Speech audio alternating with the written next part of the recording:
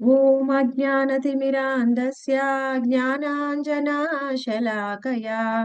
चक्षुरुन्मिलितं येन तस्मै श्रीगुरवे नमः। नमो विष्णुपादाय कृष्णप्रेष्ठाय भूतले श्रीमते भक्तिवेदान्ता स्वामिन्यति नामिने। नमस्ते सारस्वते देवे गौरवाणी प्रचारिणे निर्विशेषा शून्यवादी पाश्चात्य देशतारिणे। जय श्री कृष्ण चैतन्य प्रभो नित्यानंद श्री अद्वैता गदाधर श्रीवासादि गौर भक्त वृंदा। हरे कृष्णा कृष्णा कृष्णा कृष्णा हरे हरे हरे राम राम राम हरे हरे। ఈ రోజు మనము 12వ అధ్యాయంలోని 13 మరియు 14 శ్లోకాన్ని చర్చిస్తున్నామండి. 12వ అధ్యాయము భక్తి యోగంలో 13 మరియు 14. అద్వేష్టా సర్వభూతానాం మైత్రా కరుణ ఏవ చ నిర్మమో నిరహంకార సమా దుఃఖ సుఖ క్షమీ సంతుష్టా సతతం యోగి యతాత్మా దృఢ నిశ్చయః మయ్యర్పిత మనో బుద్ధిర్ యో మద్భక్త సమే ప్రియః. అద్వేష్టా సర్వభూతానాం మైత్రా కరుణ ఏవ చ నిర్మమో నిరహంకార సమా దుఃఖ సుఖ క్షమీ సంతుష్టా సతతం యోగి యతాత్మా దృఢ నిశ్చయః మయ్యర్పిత మనో బుద్ధిర్ మద్భక్త సమే ప్రియ. ద్వేషమనునది లేకుండా సర్వజీవుల ఎడ మైత్రిని కలుగువాడును, మమత్వము లేనివాడును, మిథ్యాహంకార రహితుడును, సుఖదుఖములు రెండింటి యందును సమభావము కలవాడును, క్షమాగుణము కలవాడును, సదా సంతుష్టి అయినవాడును, ఆత్మ నిగ్రహము కలవాడును, తన మనోబుద్ధులను నాయందు లగ్నం చేసి దృఢ నిశ్చయముతో నా భక్తి యందు నియుక్తుడైన వాడును అగు నా భక్తుడు నాకు అత్యంత ప్రియుడు.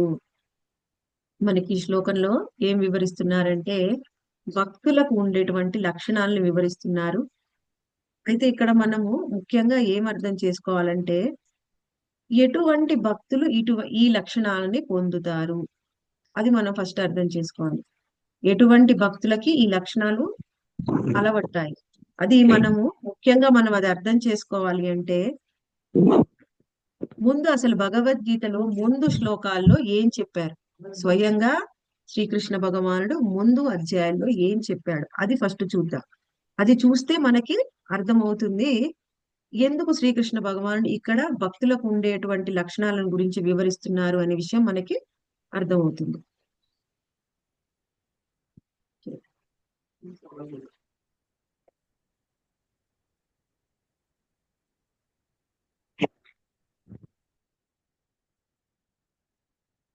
ఇందులో మనకి 11వ అధ్యాయము చివరి శ్లోకంలోనే శ్రీకృష్ణ భగవాన్ స్వయంగా అర్జునుడికి అనన్య భక్తిని గురించి వివరించారు. భక్తిని గురించి మనకి వివరించారు, అనన్య భక్తి యొక్క గొప్పతనం చెప్పినప్పటికీ అర్జునుడికి మళ్ళీ సందేహం వచ్చిందనమాట. సందేహం వచ్చి మళ్ళీ 12వ అధ్యాయం ఫస్ట్ శ్లోకంలో అడుగుతున్నారు.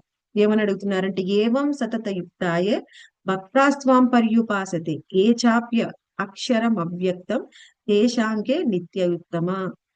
ఈ శ్లోకంలో ఏమంటున్నారంటే సరే కృష్ణ ఇప్పటి వరకైతే నువ్వు భక్తి యోగం గురించి చెప్పావు, ఆ తర్వాత ఇంకా జ్ఞాన యోగం గురించి కూడా నాకు వివరించావు. అయితే ఈ రెండిట్లో కూడా ఏది ఉత్తమము, ఈ రెండిట్లో కూడా ఏది ఉత్తమమో మళ్ళీ ఒకసారి నాకు వివరించి చెప్పు అని అర్జునుడు ప్రశ్నించారనమాట. దానికి ఆన్సర్ గా తర్వాత శ్రీకృష్ణ భగవానుడు మిగిలిన శ్లోకాల్లో వివరిస్తున్నారు ఏది ఉత్తమం అని. 2వ శ్లోకంలో మయ్యావేశ్య మనోయేమ నిత్యయుక్త ఉపాసతే శ్రద్ధయా పరయోపేత మే యుక్త తమామత. ఈ శ్లోకంలో ఏమంటున్నారంటే నా స్వీయ రూపం యందు మనసుని సంలగ్నం చేసి దివ్యము ఘనమగు శ్రద్ధతో సదా నా అర్చనం నందు నియుక్తులైన వారు అత్యంత పూర్ణులు అని నేను భావిస్తాను. ఏమంటున్నారు ఈ శ్లోకంలో? రెండవ శ్లోకంలో, ఎవరైతే నా స్వీయ రూపంలో మనసుని సంలగ్నం చేస్తారు, చేసి నా దివ్యము ఘనమైన రూపాన్ని సదా అర్చిస్తారో వాళ్ళు అత్యంత పరిపూర్ణులు అని చెప్పారు రెండవ శ్లోకంలో. 3 మరియు 4వ శ్లోకంలో, ఏ త్వక్షరమనిర్దేశం అవ్యక్తం పర్యుపాసతే సర్వత్ర గమ అచింత్యంచ కూటస్థం అచలం ధ్రువం సన్నియమేంద్రియ గ్రామం సర్వత్ర సమబుద్ధయ తే ప్రాప్నువంతి మామేవ సర్వభూత హితేరతాః. ఈ 3-4 శ్లోకాల్లో మనం ఇంతకు ముందు చాలా సార్లు చర్చించుకున్న ఈ శ్లోకాల్ని, నిరాకార బ్రహ్మాన్ని ఆరాధన చేసే వాళ్ళు ఏ విధంగా ఆరాధన చేస్తారు, నిరాకార బ్రహ్మం యొక్క లక్షణాలు ఏమిటి, ఆ విధంగా ఆరాధన చేసినప్పటికీ ఇక్కడ ఏమంటున్నారంటే, సర్వభూత హితులైన వారు సైతము అంత్యమున నన్ను పొందుదురు. ఈ విధంగా నిరాకార బ్రహ్మాన్ని ఆరాధన చేసినా కానీ వాళ్ళు అంత్యమున నన్ను పొందుతారు. అంటే అంత్యమున ఏం పొందుతారు? భేదం ఏమిటి? ఇప్పుడు మనం రెండో క్వశ్చన్ లో చర్చించుకున్నాము. భక్తి యోగాన్ని ఆచరించిన వాళ్ళు, ఆయన యొక్క దివ్య మంగళ స్వరూపాన్ని ఆచరించిన వాళ్ళు కృష్ణుని పొందుతారు. ఆయన నిరాకార బ్రహ్మ రూపాన్ని ఆచరించిన వాళ్ళు కూడా కృష్ణుని పొందుతారు. అయితే రెండిట్లో భేదం లేదా? భేదం ఉంది. కృష్ణుణ్ణి స్వయంగా ఆరాధన చేసిన వాళ్ళు స్వయంగా కృష్ణుణ్ణే పొందినట్లయితే, కానీ నిరాకార బ్రహ్మాన్ని ఆరాధన చేస్తే వాళ్ళు కేవలం నిరాకార బ్రహ్మ జ్యోతిలో మాత్రమే లీనమవుతారు. అయినప్పటికీ నిరాకార బ్రహ్మాన్ని ఆరాధన చేసినప్పటికీ వాళ్ళ మనసులో కూడా కృష్ణుణ్ణి వాళ్ళు స్మరించాలి, కృష్ణ భక్తి ఉండాలి. భక్తి లేకుండా ఎవ్వరు కూడా పరబ్రహ్మాన్ని కానీ పరమాత్మని కూడా పొందలేరు. కానీ కృష్ణుడి పట్ల వాళ్ళకి భక్తి ఉన్నప్పటికీ వాళ్ళు నిరాకార బ్రహ్మం మీద వాళ్ళ మనసు కేంద్రికమై ఉంది కాబట్టి వాళ్ళు అందులో లీనమవుతారు. ఎందులో? పరబ్రహ్మంలో లీనమవుతారు. అంతే తప్ప కృష్ణధామానికి వెళ్ళలేరు. అయినప్పటికీ ఒకవేళ అందులో లీనం అవ్వాలి అని కోరుకున్నా కానీ వాళ్ళ సాధన ఎలా ఉంటుంది అంటే, మనకి 5th శ్లోకంలో వివరిస్తున్నారు. క్లేశో అధిక తరస్తేషాం అవ్యక్తాసక్త చేసతాం అవ్యక్తా హి గతిర్ దుఃఖం దేహి వద్భిర వాప్యతే. అంటే ఏమంటున్నారంటే ఈ శ్లోకంలో, నువ్వు చేసినప్పటికీ నిరాకార బ్రహ్మాన్ని నువ్వు ఆరాధన చేసినప్పటికీ ఆ సాధన సులభమైనది కాదు, ఆ సాధన క్లేశతరమైంది, ఎన్నో కష్టాలని కూడి ఉంటుంది. అది అందుకని అందులో ప్రగతి సాధించుట దేహదారులకు ఎప్పుడు కూడా కష్టతరమే. అది ఎప్పుడు కూడా కష్టతరమే, అది ఈజీ కాదు అని చెప్పారు 5th శ్లోకంలో. తర్వాత 6 మరియు 7 శ్లోకాలు మొన్ననే మనం చర్చించుకున్నాం. ఏమంటున్నారు ఈ శ్లోకాల్లో? ఏతు సర్వాణి కర్మాణి మై సన్యస్య మత్పర అనన్యేనైవ యోగేన మాం ధ్యాయంత ఉపాసతే తేషామహం సముద్ధర్త మృత్యు సంసార సాగర భవామిన చిరాత్ పార్థ మయ్యావేశిత చేతసాం.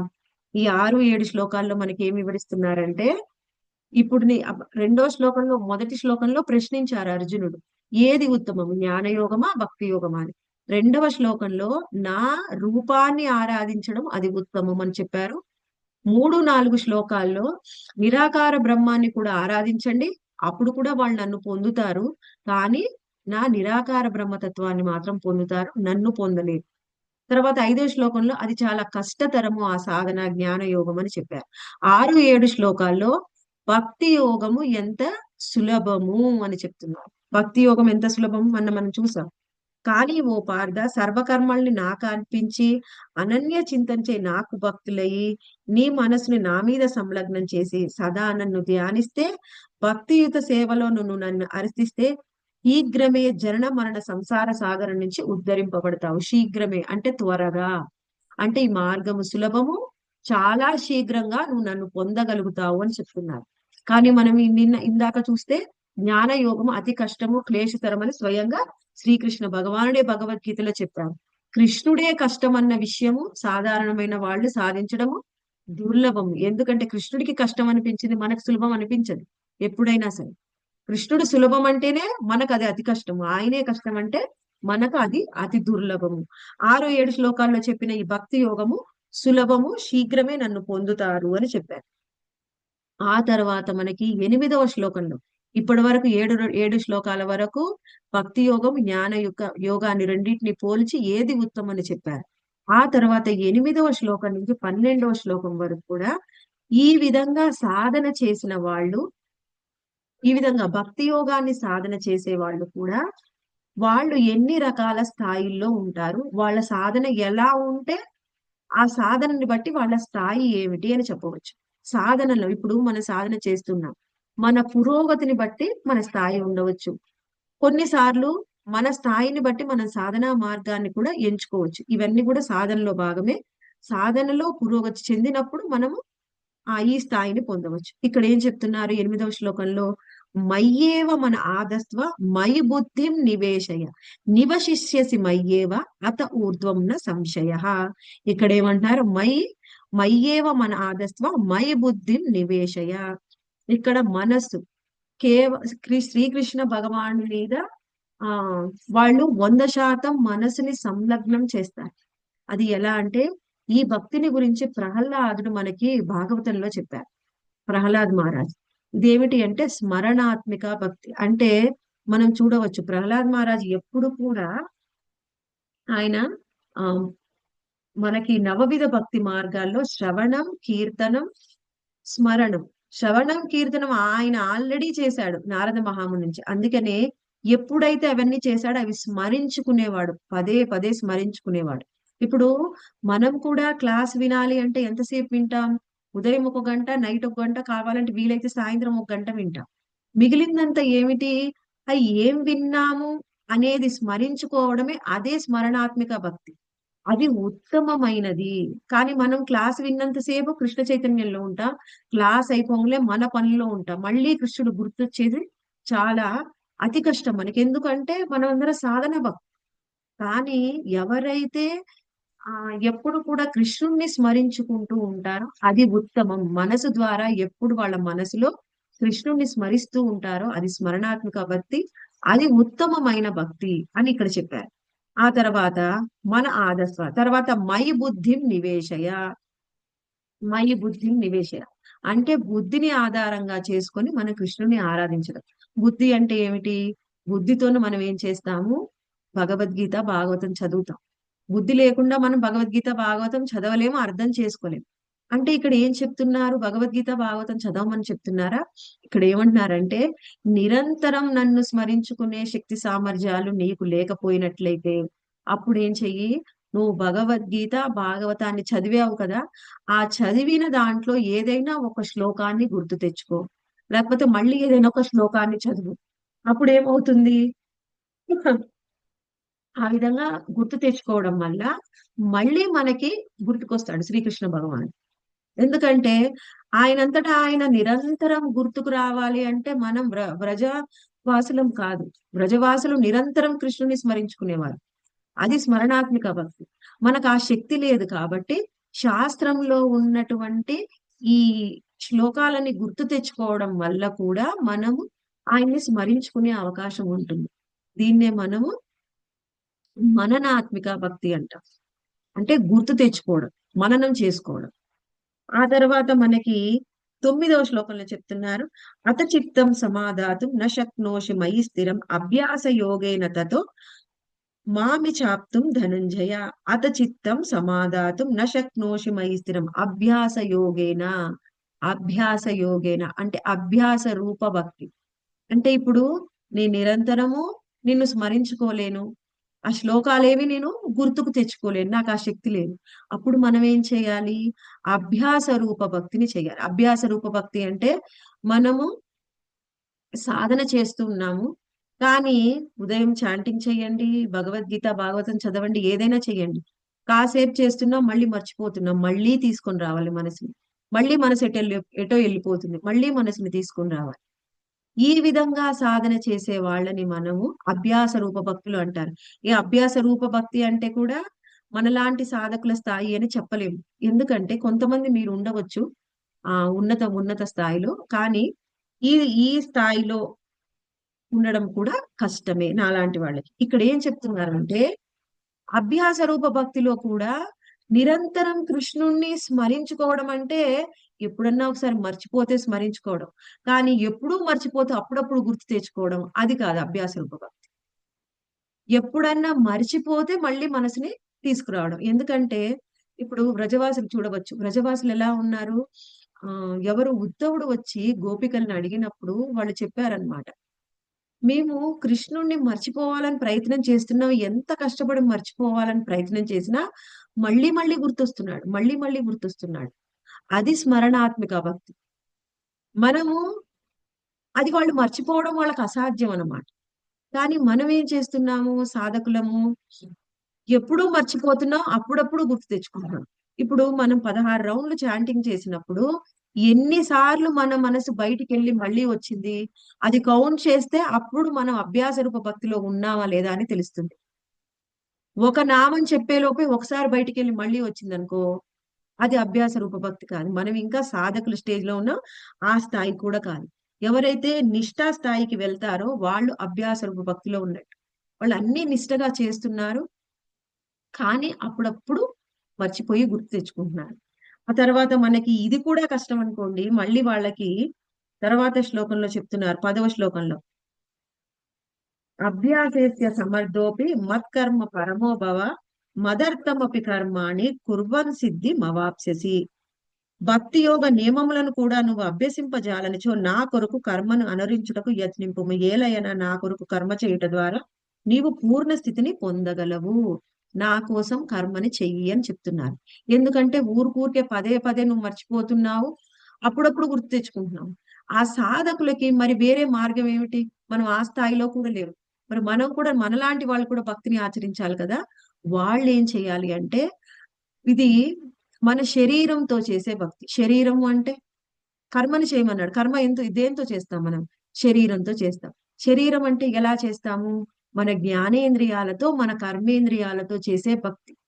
అంటే జ్ఞానేంద్రియాలతో అంటే ఉత్తమమైనది జ్ఞానేంద్రియాలతో చేసేది. జ్ఞానేంద్రియాలతో చేయడం అంటే కళ్ళతో కృష్ణ భగవానుడి దివ్యమంగళ స్వరూపం చూడడము, ఆయన తులసిని వాసన చూడడము, ఆయనని కీర్తించడము, ఆయన ప్రసాదం తినడము, చెవులతో ఆయన కథని వినడం. ఇది మనకి శరీరంతో చేసే భక్తి. అంటే కాయరూప భక్తి. అంటే ఇంకా చూడు ప్రభుపాల వారి భాష్యంలో వివరిస్తున్నారు. ఎవరైతే ఇంకా ఈ స్థాయిలో లేని వాళ్ళు ఇంకేం చెప్తున్నారు అంటే, వాళ్ళు వాళ్ళ కర్మల ద్వారా అంటే మందిరానికి వెళ్ళడము, శుభ్రం చేయడము, ఇంకా వాళ్ళ దగ్గర ఉన్న డబ్బుని, జ్ఞానాన్ని, తెలివితేటల్ని కృష్ణ సేవలో ఉపయోగించడము, పుస్తకాలని వితరణ చేయడము, ఇవన్నీ కూడా చేయవచ్చు. ఇవన్నీ కూడా కాయరూప భక్తి. తర్వాత మనకి 11వ శ్లోకంలో మనకి వివరిస్తున్నారు. ఇంకేమిటి? అది కూడా నేను చెయ్యలేనండి. ఆ స్థాయిలో కూడా నేను లేను. వాళ్ళకి చెప్పారు 11వ శ్లోకంలో ఏం చెప్తున్నారు? అదైత పశ్య అదైత అతయిత దప్య శక్తోసి కర్తుం మధ్యోగమాశ్రితః సర్వకర్మ ఫలత్యాగం తతః కురు యథాత్మవాన్. సర్వకర్మ ఫలత్యాగం అంటే ఏమిటి? నిష్కామ కర్మ భక్తి. అంటే ఏం చేయాలి ఇక్కడ? నేను కృష్ణుడి కోసం కర్మ చెయ్యలేనండి. ఆ స్థాయిలో కూడా నేను లేను. అయితే సరే, నువ్వు చేసే పనినే కృష్ణుడికి సమర్పించు. నువ్వేం చేస్తావో అదే కృష్ణుడికి సమర్పించు. కృష్ణుడి కోసము పాయసం చేసి వండి పెట్టడం వేరు. నేను చేసిన పాయసాన్ని కృష్ణుడికి ఆఫర్ చేయడం వేరు. మనం అందరం ఇదే చేసేది. ఏమిటి? ఉదయం లేచిన కాంచి పడుకునే వరకు నా భర్తకి ఏది ఇష్టము, నా పిల్లలకి ఏది ఇష్టము, నాకేది ఇష్టము, మా బంధువులకి ఏది ఇష్టము, అవన్నీ చేస్తాము. చేసి అవి తీసుకువెళ్ళి కృష్ణుడికి ఆఫర్ చేస్తాం. ఇది నిష్కామ కర్మ భక్తి. కేవలం కృష్ణుడి కోసమే చేస్తే అది ఇంకా ఉత్తమం. కానీ ఇక్కడ మనం ఏం చేస్తున్నాం? నిష్కామ కర్మ భక్తి. మనం చేసే పనిని కృష్ణుడి కోసం సమర్పిస్తున్నాం. నేను ఆఫీస్‌లో జాబ్ చేశాను. ఆ డబ్బుని కృష్ణుడికి సమర్పిస్తాను. అంటే పూర్తిగా కాదు. కొంత భాగం. పూర్తిగా మనం ఎవరం చేయలేం. మనం చేసే పనిని కృష్ణుడికి సమర్పించడం. అది నిష్కామ కర్మ భక్తి. ఈ విధంగా ఇన్ని స్థాయిల్లో మనం భక్తిని ఆచరించవచ్చు. ఒకవేళ 12వ శ్లోకంలో మనకు వివరిస్తున్నారు. ఇప్పుడు మనం చేసిన ఇప్పుడు మనం చెప్పుకున్న భక్తులు స్మరణాత్మిక భక్తి, మననాత్మిక భక్తి, అభ్యాస రూప భక్తి, కాయ రూప భక్తి, నిష్కామ భక్తి. ఈ అన్నిటిని కూడా మనకి 12వ శ్లోకంలో మళ్ళొకసారి రివిజన్ చేశారు శ్రీకృష్ణ భగవాన్. తర్వాత 13 మరియు 14 శ్లోకంలో ఏం చెప్తున్నారు? ఇప్పుడు మనం ఈ రోజు శ్లోకాలు. ఇంతవరకు నువ్వు అభ్యాసం చేశావు గదా! ఈ విధంగా నువ్వు అభ్యాసం చేయడం వలన ఆ భక్తులకి వాళ్ళలో వచ్చేటువంటి లక్షణాలు ఏమిటి అనేది మనకు చెప్తున్నారన్నమాట. ఏమిటి మరి ఇన్ని రోజులు నేను సాధన చేశానండి. ఆ! మరి సాధన చేస్తే నాకు ఏం బెనిఫిట్ వచ్చింది, నాలో ఏం మార్పు వచ్చింది అని మనది మనం చెక్ చేసుకుంటాం కదా. అప్పుడు వాళ్ళల్లో ఏం మార్పులు వచ్చాయి అంటే ఏమిటి, ఒక భక్తుడికి ఉండే లక్షణాలు ఏమిటి, ఇప్పుడు భక్తులకు ఉండే లక్షణాలు ఏమిటి చెక్ చేసుకుంటే మనలో ఒక లక్షణమైనా ఉంటే సరే మనం భక్తిలో పురోగతి చెందుతున్నాం. పూర్తిగా ఒక లక్షణం లేదండి, కొంత కొంత ఉంది, ఒక లక్షణం ఉంది, కొంత ఉంది, అసలు కొంత కూడా లేదు నాలో, కానీ నేను ప్రయత్నం చేస్తాను. అది ఎలా, అసలు ఏమేం లక్షణాలు ఉండాలి భక్తులకి అనేది మనకి 13 మరియు 14 శ్లోకాల్లో వివరిస్తున్నారు. ఇందులో భక్తులకి ఏమేం లక్షణాలు ఉంటాయి, అందులో ఉత్తమ భక్తుల్ని చూస్తే మనకి తెలుస్తుంది భక్తులకు ఎటువంటి లక్షణాలు ఉంటాయని.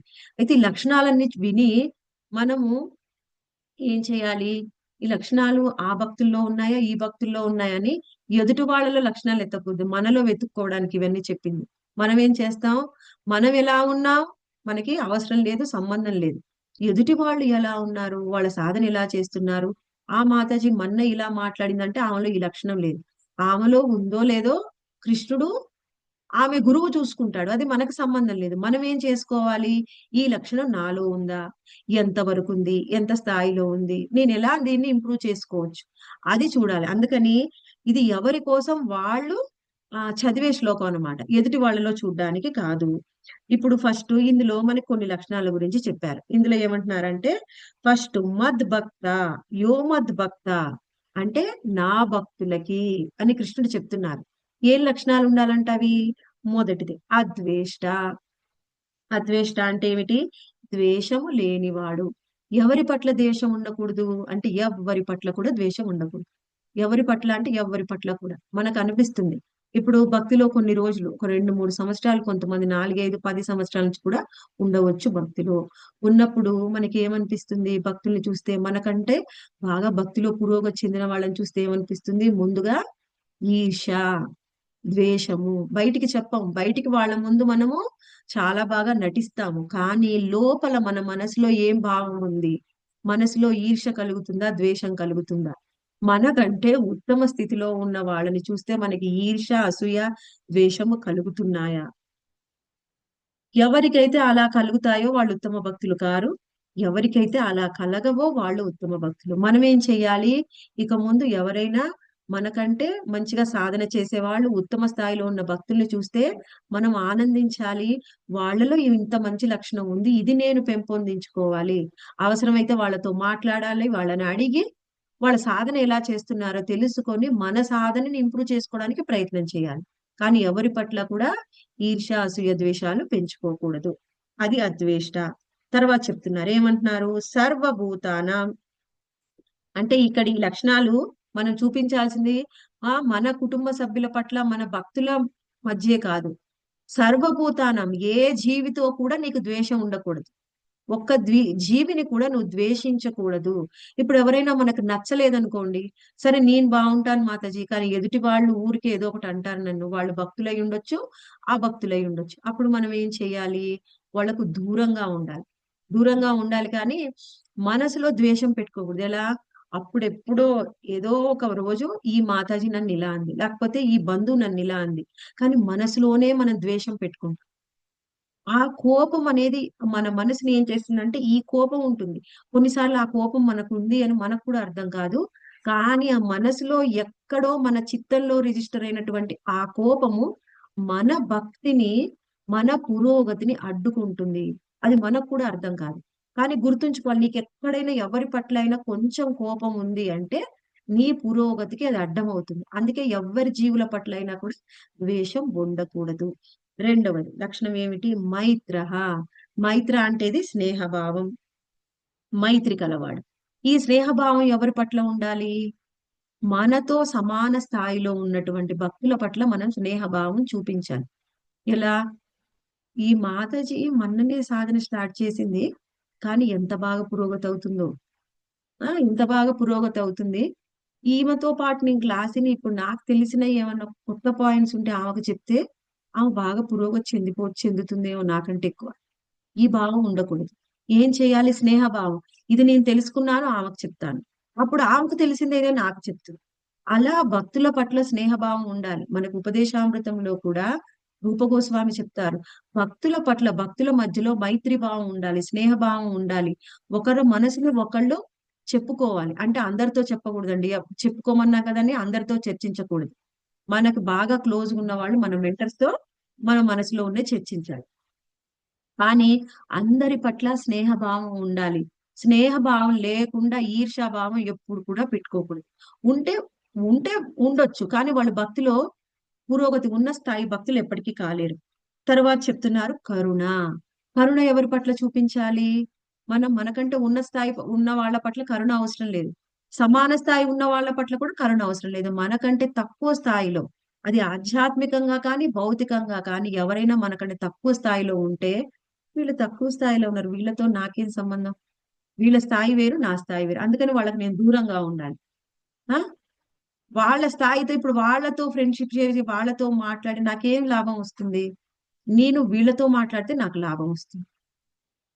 నీకు లాభం వచ్చిన వాళ్ళతో మాట్లాడు, ఉత్తమ భక్తులతోని, నీ స్థాయి భక్తులతోని. కానీ మనకంటే సాధన లేటుగా స్టార్ట్ చేశారు, సాధనలో ఇబ్బంది పడుతున్నారు, వాళ్ళ పట్ల కరుణ చూపించు. ఆ కరుణ ఎలా ఉండాలి? వాళ్ళ పట్ల కరుణ చూపించి వాళ్ళు భక్తిలో పురోగతి చెందడానికి మనం హెల్ప్ చేయాలి. భక్తిలో పురోగతి చెందడానికి వాళ్ళకి హెల్ప్ చేయాలి. అది కరుణ. ఇప్పుడు భౌతికంగా కూడా చూస్తే, భౌతికమైన స్థాయిలో ఉన్న బంధువులైనా మిత్రులైనా వాళ్ళ పట్ల కూడా మరణం కరుణ చూపించాలి. కరుణ చూపించకుండా వీళ్ళు భక్తులే కాదు, వాళ్ళు ఉదయం 8కి 9కి లేస్తారు, నేను గొప్పదాన్ని 4కే లేస్తున్నా, అలా మనమేం భావించనవసరం లేదు. వాళ్ళకంటే ఉన్నత స్థాయిలో ఉన్నందుకు మనం సంతోషించాలి. కానీ అలా భావించి మనం అహంకారం చూపించాల్సిన అవసరం లేదు.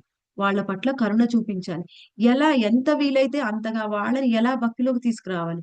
వీలైతే ఎప్పుడైనా ప్రసాదం తీసుకొచ్చి ఇస్తాను టెంపుల్ నుంచి. లేకపోతే ఇంకేదైనా నేను వెళ్ళే ఏదైనా టెంపుల్ నుంచి ఒక గిఫ్ట్ తెచ్చిస్తాను. మనకి ఏదైనా వీలైంది వాళ్ళని భక్తిలో పురోగతి చెందించడానికి వీలైతే 4 మాటలు మాట్లాడతాను. అలా మనం వాళ్ళ మీద కరుణ చూపించాలి. తర్వాత ఏమంటున్నారు? నిర్మము. నిర్మము అంటే యజమానిత్వ భావం. అంటే ఇది నాది, వీళ్ళు నా వాళ్ళు, ఈ కుటుంబం నాది, ఈ ఆస్తి నాది, ఈ బంధువులు నా వారు, వీళ్ళు నా భర్త, నా పిల్లలు, నా. నిర్మమ అంటే ఏమిటి? యజమానిత్వ భావము. ఇది ఎప్పుడు కూడా ఉండకూడదు. ఎప్పుడైతే మనకి ఇది నాది అనే ఫీలింగ్ ఉంటుందో, ఆ నా అయినది వదులుకోవడానికి మనం సిద్ధంగా ఉండం. ఏమవుతాం? ఇప్పుడు కొన్ని సందర్భాల్లో అది మనకు కొంచెం దూరమైనా కానీ, మనం కోల్పోయినా కానీ, ఎక్కువగా మనం దాంతో సంగత్వం పొందాం కాబట్టి మనకి ఎక్కువగా దుఃఖం కలుగుతుంది. మరి నాది అనుకోకపోతే ఏమనుకోవాలి మాతాజీ? ఇది నా ఇల్లు, ఇది నా పుస్తకము, ఇది నా చీర. మరి నాది నేనే అనుకోవాలి కదా! వేరే వాళ్ళది అనుకోమంటారా? ఏం చేయాలి మరి? ఇది ప్రస్తుతం నా దగ్గర ఉంది. కానీ ఇది నాది అని నేను 100% చెప్పలేను. ఎందుకంటే, సరే మీరెంతో ముచ్చటపడి ఒక డైమండ్ నెక్లెస్ చేయించుకున్నారనుకోండి. ఏం జరుగుతుంది ఆ డైమండ్ నెక్లెసు? ఎప్పుడు మీ దగ్గరే ఉంటుందా? మీరు పోయే రోజు కూడా తీసుకొని వెళ్ళిపోతారా?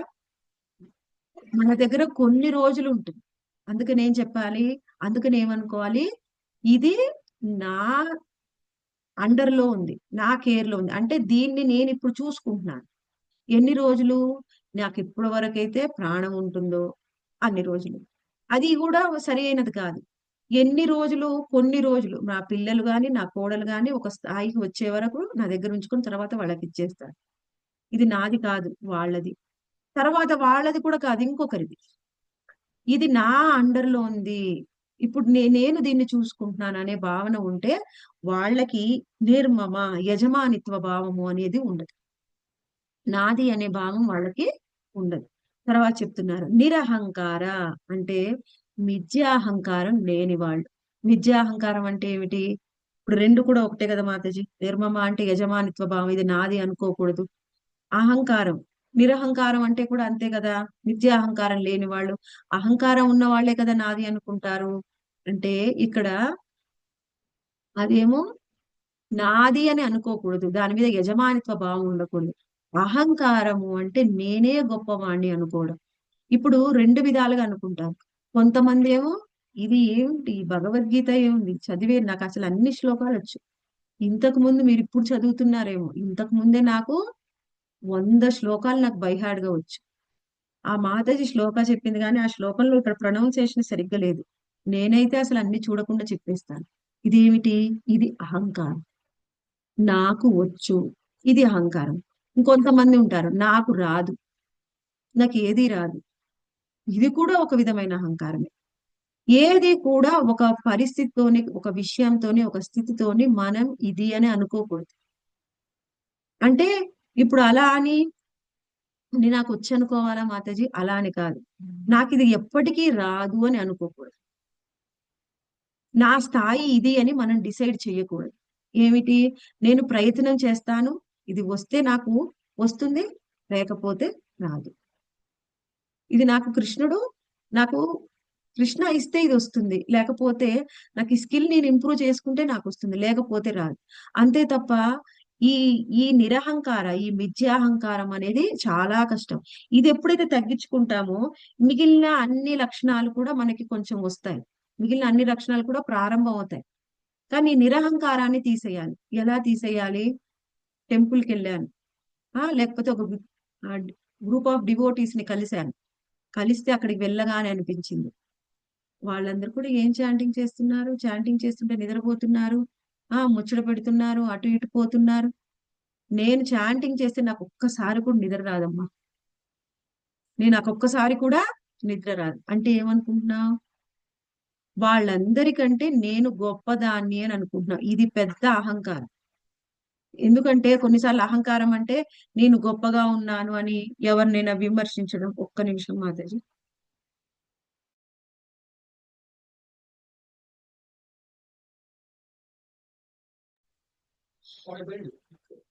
అయితే ఎప్పుడైనా గాని మనకి అనిపించొచ్చు. ఎలా అనిపిస్తుంది? నేను గొప్పదాన్ని. ఎలా ఎవరిని చూసినా ఏ ఒక్క విషయంలో అయినా. ఆమె చీర కంటే నాది బాగుంది. ఆమె కంటే నేను గొప్ప భక్తురాలిని. ఆమె కంటే నాకు కొన్ని పోలిక. ఈ పోలిక అనేది ఎప్పుడొస్తుంది? ఆమె కంటే నేను బాగా క్లాస్ చెప్పగలను. అంటే ఈ పోలిక అనేది ఎప్పుడొస్తుంది? అహంకారం ఉన్నప్పుడు వస్తుంది. ఎవరితో అయినా మనం ఏ విషయంలో అయినా పోల్చుకుంటున్నాము అంటే మనకు అహంకారం ఉన్నట్టే. పోలిక అనేది ఉండకూడదు. ఆమెకు వచ్చింది ఆమె ప్రయత్నం చేస్తుంది. నాకొచ్చింది నేను ప్రయత్నం చేస్తా. ఆమెలో ఇంకా గొప్ప లక్షణాలున్నాయి. అయి నేను తెచ్చుకోవడానికి ప్రయత్నం చేస్తా. ఎవరైతే పోల్చుకుంటారో ఎదుటి వాళ్ళతోని ఏ విషయంలో అయినా వాళ్ళకి అహంకారం ఉన్నట్టే. అది మనం తీసేసుకోవాలి. తర్వాత ఇంకా చెప్తున్నారు సమ దుఃఖ సుఖ క్షమి. సమ దుఃఖ. సమ దుఃఖ అంటే ఎటువంటి పరిస్థితినైనా కానీ సమంగా తీసుకోవడం. ఎటువంటి పరిస్థితినైనా సమంగా తీసుకోవడం అంటే మనకి భగవద్గీతలో చెప్పారు. శ్రీకృష్ణ భగవాను 2వ అధ్యాయం 14 మరియు 15వ శ్లోకంలో సుఖ దుఃఖాన్ని ఎలా తీసుకోవాలి? శీతోష్ణ సుఖ దుఃఖద అంటే ఎటువంటి పరిస్థితి శీతమైన, ఉష్ణమైన, సుఖమైన, దుఃఖమైన, సంతోషమైన, బాధైన ఏదైనా సరే మనం సమంగా చూడాలి. సమంగా చూడకపోతే ఏం జరుగుతుందండి? ఇదెందుకు ఒక భక్తుడి లక్షణం? సమంగా చూడడం వల్ల మన భక్తిలో ఏం జరుగుతుంది? పురోగతి. భక్తిలో పురోగతి చాలా ఉంటుంది. సమదుఃఖ మనము స్థాయిలో ఉంటే. ఎలా? ఇప్పుడు మనకి భౌతికంగా కానీ ఏదైనా ఒక సమస్య వచ్చిందనుకోండి. అసలు ఏం సమస్యలు లేవండి. కానీ నేను బయటికి వెళ్ళాను. బయటికి వెళ్తే ఎవరో నన్ను తిట్టారు. అసలు నా తప్పేం లేదు. నేను రోడ్డు మీద నడిచి వెళ్తున్నాను. ఆయన రాంగ్ రూట్ లో వచ్చాడు. వెళ్తూ వెళ్తూ నన్ను తిట్టేసి వెళ్ళాడు. అసలు నన్నెందుకు తిట్టాడు? నేనేం చేశాను? ఏం తప్పు చేశాను? నన్నెందుకు తిట్టాడు? ఆ తప్పు అసలు ఇందులో ఏమన్నా ఉందా? నేను ఒక ఫంక్షన్‌కి వెళ్ళాను. అక్కడ నాది ఏం తప్పు లేదు. వాళ్ళకు డబ్బుంది గదా అని చెప్పి నన్ను అవమానించారు. ఏదో ఒకటన్నారు. లేకపోతే వాళ్ళందరూ ఒక దగ్గర కూర్చున్నారు. నన్నక్కడికి పిలవలేదు. వాళ్ళందరూ భోజనానికి వెళ్లారు. వాళ్ళతో నన్ను పిలవలేదు. ఎప్పుడైతే ఈ ఫీలింగ్ అన్నీ ఏమిటి? సుఖ, దుఃఖ, ఆనందము మరియు కొన్నిసార్లు బాధ. ఇయన్నీ ఏమిటి? ఈ ఫీలింగ్ ఎప్పుడుందో కొన్ని ఫంక్షన్‌లో ఆలోచించొస్తావా నువ్వంటే అది ఆలోచించను. దాన్ని పట్టుకొని ఇంటికి తీసుకొస్తాం. ఇంటికి తీసుకొస్తే ఈ జపం చేసుకుంటుంటే, కథ వింటుంటే ఎప్పుడు ఇంక అవే ఆలోచనలు. అవే ఆలోచనలతో కథ వింటుంటే ఏమవుతుంది? కొంతసేపు వింటాము. మళ్ళీ ఎక్కడికో పోతుంది. ఇంకా మనసు నిలవదు. తర్వాత నిద్రొస్తుంది. అంటే ఏమిటి? నీ ఆలోచనలు నువ్వు పడ్డ సుఖం గాని, దుఃఖము, సుఖం కూడా అంతే. అసలు మొన్న వెళ్ళాను. అసలు ఎంత పొగిడారో నన్ను వాళ్ళందరూ కూడా. నేను ఎంత గొప్ప భక్తురాలిని పొగిడారో. వాళ్ళందరి దానికంటే నా చీరే బాగుంది. అది కూడా పొగిడారు.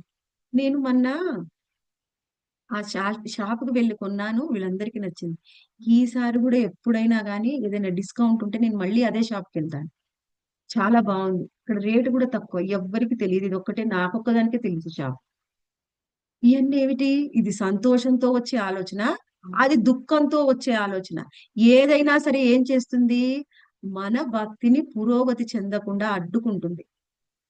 మనము కృష్ణుడికి చేసే సేవ అప్పుడు కూడా ఇదే గుర్తొస్తుంది. మంగళహారతి చేస్తుంటే కృష్ణుడికి నన్ను ఎప్పుడో ఎవరో ఏదో అన్నది గుర్తొస్తుంది. ఇవన్నీ కూడా ఏమిటి? ఎందుకంటే ఈ ఇవన్నీ కూడా మనందరికీ కూడా గుర్తొస్తూనే ఉంటాయి. అందరం కూడా సాధక భక్తులమే. ఎందుకు గుర్తొస్తున్నాయి? ఈ వచ్చిన పరిస్థితిని మనం అన్వయించేసుకొని అందులో దూరిపోయి అదే 24 గంటలు ఆలోచించి ఇంక దాంట్లోనే ఉంటాం కొన్ని రోజులు. ఎప్పటికో మళ్ళీ బయటకొచ్చేది. అప్పటికి ఇంకొకటేదో వస్తుంది. ఈ ఆలోచనలో ఉంటే ఎప్పుడు కూడా ఆ భక్తులు పురోగతి చెందడం కష్టము. తర్వాత ఇంకేం చెప్తున్నారు? క్షమాగుణము. ఈ క్షమాగుణము అనేది చాలా చాలా ముఖ్యమైనది. ఎవరినైతే మనం క్షమించగలుగుతామో, ఇప్పుడు చూడండి ఇందాక చెప్పాం. ఎవరో నన్ను ఫంక్షన్‌లో ఏదో అన్నారు. వాళ్ళని మనం ఏ విధంగా ఆలోచించాలి? అసలు ఏ విధంగా క్షమించాలి? దానికి శ్రీల ప్రభుపాదుల వారు మనకి పర్పోర్ట్‌లో వివరిస్తూ ఉన్నారు. అసలు వాళ్ళు నన్నన్నారు. కారణం వాళ్ళు కాదు. కారణం నేనే. ఎందుకంటే, నేను ఏదో తప్పు చేశాను పూర్వజన్మలో. ఎవరినో ఏదో అనుంటాను. అందుకే వాళ్ళు నన్నంటున్నారు. కారణం నేనే కానీ వాళ్ళు కాదు. ఎప్పుడైనా మన సుఖదుఖాలే కారణం మనలో వెతుకుంటాం. అప్పుడు పురోగతి చెందుతాం. కానీ ఇప్పటి వరకు మనం ఏం చేస్తున్నాం? మన సుఖదుఖాలకి కారణం ఎదుటి వాళ్ళలో వెతుకుతున్నాం. ఎదుటి వాళ్ళు కూడా కొన్నిసార్లు కారణం అవ్వచ్చు. కానీ కారణం మన కర్మనే. వెనకాల ఉన్నది మన కర్మనే. ఎప్పుడైతే మనము ఎదుటి వాళ్ళని క్షమిస్తామో, అప్పుడు మళ్ళీ మనకి పదే పదే గుర్తుకు రాదు. క్షమిస్తానండి, నేను క్షమించేశాను మాతాజీ అని చెప్పడం చాలా సులభం. కానీ నిజంగా క్షమించడం చాలా కష్టం. ఎవరినైనా నేను క్షమించాను అని 100 సార్లు అనుకున్నది ఆలోచించకపోయినా, ఈ రోజు కాకపోతే 5 ఏళ్లకో, 10 ఏళ్లకో కూడా మళ్ళీ మనకు గుర్తొస్తుంది. వాళ్ళు మనల్ని ఏమన్నారు. అంటే ఏమిటి? పూర్తిగా మనం క్షమించలేదు. ఎవరినైనా సరే ఒక తప్పు చేసిన వాళ్ళని పూర్తిగా క్షమించడం అనేది అతి కష్టం. కానీ ఎవరికైతే క్షమాగుణం ఉంటుందో, వాళ్ళకి మనసులో ఇంకా ఏమి చింతలు ఉండవు. వాళ్ళ చిత్తము పవిత్రంగా ఉంటుంది. అనవసరమైన ముద్రలు ఉండవు. సుఖం గురించి, దుఃఖం గురించి, కష్టం గురించి, అవమానం గురించి, లేకపోతే పొగడ్తల గురించి వాళ్ళ చిత్తంలో ఏమీ ఉండవు. ఎందుకంటే వాళ్ళు క్షమించేశారు. వాటిని మనసులోంచి తీసేశారు. ఎప్పుడైతే చిత్తంలో ఏవైతే స్టోర్ అయి ఉంటాయో వాళ్ళు మనకి పదే పదే గుర్తొస్తుంటాయి. ఇప్పుడు మనం క్షమిస్తే అది చెరిగిపోతుందన్నమాట. అది క్షమించకుండా ఉంటే ఏమవుతుంది? ఇంతకుముందు నేను చెప్పాను ఇది కూడా. అదొక ఏమిటి జపాన్‌లో ఒకసారంట ఒక రీసెర్చ్ చేశారంట. ఆ రీసెర్చ్‌లో ఏమిటి టీచర్ చెప్పింది. అందరూ కూడా మీ ఇంట్లోంచి ఉడకబెట్టిన ఆలుగడ్డలు తీసుకురండి. తీసుకొచ్చారు. తీసుకొస్తే మీ క్లాస్‌లో ఎవరెవరి మీద మీకు కోపం ఉందో అన్ని ఆలుగడ్డల్ని మాత్రం మీ బ్యాగ్‌లో ఉంచుకోండి. అందరూ ఉంచుకున్నారు. ఉంచుకున్న తర్వాత సరే ఇది ఎప్పుడు మీతోనే ఉంచుకోండి. ఎన్ని రోజులు ఉంచుకోవాలండి? మీతోనే ఉండాలి. మీరెక్కడికెళ్ళినా అక్కడికి రావాలి. స్కూలుకొస్తే స్కూలుకి తీసుకొని రావాలి. సరే అయితే తీసుకొనొస్తాం. ఒక 4, 5 రోజులు అలా తీసుకొచ్చారు. వాళ్ళకి బరువేస్తుంది. ఆ! మొయ్యలేకపోతున్నారు. కానీ టీచర్ చెప్పింది గదా! సరే తీసుకొస్తున్నారు. 4, 5 రోజుల తర్వాత ఏమైంది? 4, 5 రోజులు 2, 3 రోజులకి అదేంది స్మెల్లొస్తున్నాయి. టీచర్ ఇవి స్మెల్లొస్తున్నాయి. ఏం చేయమంటారు? చూసారా? మీ దగ్గర ఉన్నది కొన్ని రోజులైతే అది ఎలా స్మెల్లొస్తున్నాయో మీరు భరించలేకపోతున్నారో, అలాగే మీ మనసులో ఉన్న ఈ అవమానాలు, సంతోషాలు, దుఃఖాలన్నీ కూడా మీరన్నీ మోసుకొని వస్తున్నారు. ఎలా? ఎవరెవరి మీద మీకు కోపం ఉందని చెప్పారో అన్ని ఆలుగడ్డలున్నాయి. అంటే ఎక్కువ మీద కోపం ఉన్న వాళ్ళు ఎక్కువ బరువున్న బ్యాగ్ మోసారు. తక్కువ మంది మీద కోపం ఉన్నవాళ్ళు తక్కువ బరువున్న బ్యాగ్ మోసారు. ఎక్కువ బరువున్న వాళ్ళు మొయ్యలేకపోయారు. ఎక్కువ బరువున్న వాళ్ళు ఎక్కువ ఆలుగడ్డలుంటే వాళ్ళకి ఎక్కువ వాసనొచ్చింది. ఒకటే ఆలుగడ్డ, రెండే ఆలుగడ్డలుంటే వాళ్ళకి తక్కువ బరువు, తక్కువ వాసన. అంటే ఇక్కడ మనం కూడా ఎంతమంది మీద కోపం మనసులో పెట్టుకున్నామో, మనకు అంత బరువు, అంత స్మెల్, అంత దుర్గంధము, మన మనసు అంత దూషితం. ఎంత దూషితంగా మన మనసు ఉంటుందో అంతగా భక్తిలో మన పురోగతి అనేది వెనకబడిపోతుంది. భక్తిలో పురోగతి ఉండదు వాళ్ళకి. ఎప్పుడు అవే ఆలోచనలు, అవే చెత్త ఆలోచనలు వస్తూనే ఉంటాయి. ఈ క్షమించడం అనేది కూడా కష్టం. కొన్నిసార్లు మనకి చాలా కష్టమైన విషయాలను ఏం చేయాలి? మన గురువుని, రాధాకృష్ణుల్ని ప్రే చేసుకోవాలి. మనం ప్రార్థిస్తే వాళ్ళు మన మీద కొంత కృప చూపిస్తే వాటి నుంచి బయటపడే అవకాశం ఉంటుంది. ఎందుకంటే కొన్నిసార్లు మనంతట మనమే బయటపడడం అతి కష్టము. అతి కష్టమైన విషయం. తర్వాత ఇక్కడ మనకి ఇంకేం చెప్తున్నారు? సంతుష్ట.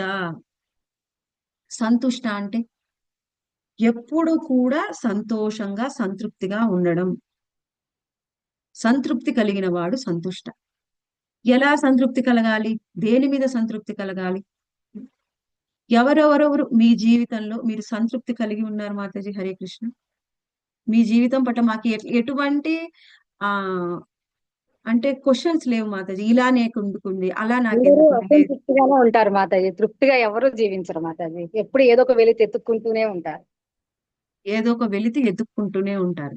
మనము ఎవరైతే ఎవరో ఏదో ఒక వెలితిని ఎత్తుకుంటున్నారో వాళ్ళు శుద్ధ భక్తులు కాదు. ఇప్పుడు మనం వెలితి ఎత్తుక్కుంటున్నావా అంటే మనకి ఈ లక్షణం లేదు, వాళ్ళు శుద్ధ భక్తులు కాదు. ఇది శుద్ధ భక్తుల లక్షణాలు. అంటే మనం ఏం చేయాలి? నిజమే మాత మీరు చెప్పినట్టు, మరి నేను శుద్ధ భక్తురాలిని కాదు, నేనేం చేయాలి? అది కూడా నేను చెప్తాను. ఇక్కడ ముందేం చేయాలి? సంతుష్ట అంటే ఏంటి? మనకి కృష్ణుడు ఏమిచ్చాడు దానితోని మనం సంతృప్తిగా, సుఖంగా, సంతోషంగా ఉండాలి. సుఖం లేదు, సంతోషం లేదు, వదిలేయండి. కానీ ఇది నా కృష్ణుడు ఇచ్చాడు కాబట్టి నీది నా జీవితంలో నేను అనుభవించాలి. అది సుఖమైనా దుఃఖమైనా. ఎదుటి వాళ్ళు నా పక్కన ఉన్నారు, వాళ్ళు అసలు హార్డ్ వర్క్ చేయట్లేదు, వాళ్ళకేమో ఫస్ట్ ర్యాంక్ వచ్చింది, నేను ఎంతో హార్డ్ వర్క్ చేశాను, నాకేదో 10th ర్యాంక్ వచ్చింది, నీకు ఇంతే అర్హత ఉంది, ఇంతే కృష్ణుడు ఇచ్చాడు అనుకో, నువ్వు అనుభవించు. లేదు, నెక్స్ట్ ఇయర్ ఇంకా బాగా కష్టపడు, ఇంకా మంచి ర్యాంక్ తెచ్చుకోవడానికి ప్రయత్నించి. కానీ ఇప్పుడు వచ్చిన దాంతో నువ్వు అడ్జస్ట్ అవ్వు. ఇది వచ్చింది, ఇప్పుడు నేను మార్చలేను, ఇప్పుడు నేను వచ్చింది నాకు, నేను మార్చలేను కదా, దాంతో అడ్జస్ట్ అవ్వు. ఎవరైతే ఈ గుణాన్ని పెంచుకుంటారో వాళ్ళకి దుఃఖమే ఉండదు. ఎవరికి దుఃఖమే ఉండదు. మనకి మీరు చూస్తే ప్రహ్లాద్ మహారాజ్ కానీ, ధ్రువ మహారాజ్ గారిని స్వయంగా కృష్ణుడు వచ్చి అడిగాడు వాళ్ళని, మీరు ఇంత కష్టపడి మీరు ఆరాధన చేశారు కదా, మీకేం కావాలి అని అడిగారు. వాళ్ళిద్దరు ఏం చెప్పారు? ఇది కావాలి, అది కావాలి అని ఏం అడగలేదు. ప్రహ్లాదుని అయితే ఎన్నిసార్లు అడిగినా నరసింహస్వామి ఆయన ఒకటే చెప్పారు, ఏం కావాలి ప్రహ్లాద్ మహారాజ్, ఏం కావాలి ప్రహ్లాద, నువ్వు చెప్పు, నీకు ఏదైనా నీకు ఒక వరం కోరుకొని నేను ఇస్తాను, నాకు ఇవ్వాలని ఉంది అంటే, నాకు ఏం లేదయ్యా, నాకు ఇవ్వాలని ఉంది, కోరుకో అంటే ఏంటి? ఇప్పుడు నేనున్న స్థితిలో, ఇప్పుడు నేనున్న నీ భక్తిలో, నీ ప్రేమలో నేను సంతోషంగా లేను కాబట్టి నువ్వు ఇంకేదో కావాలని ఇవ్వాలని నాకు అనుకుంటున్నావా? అంటే ఒకవేళ నేను సంతోషంగా లేకపోతే నేను ఎలా ఉత్తమ భక్తుడిని అవుతాను?